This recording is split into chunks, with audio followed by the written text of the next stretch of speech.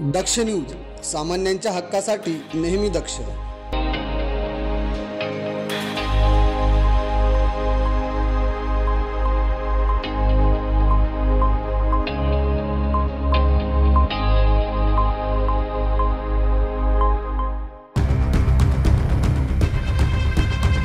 शनिवारी सकाळी दैनिक सुप्पाचे संपादक आणि पत्रकारांवर धारदार शस्त्रांनी हल्ला करण्यात आला। कारण फक्त एकच सराईत गुन्हेगारावर तडीपारीची बातमी वृत्तपत्रात प्रसिद्ध झाली होती। अकोला आणि बाळापूर तालुक्यातील 2 कुख्यात गुन्हेगारांना पोलीस प्रशासनाने 6 महिन्यांसाठी तडीपार केल्याची अधिकृत प्रेस नोट प्रसिद्ध केली।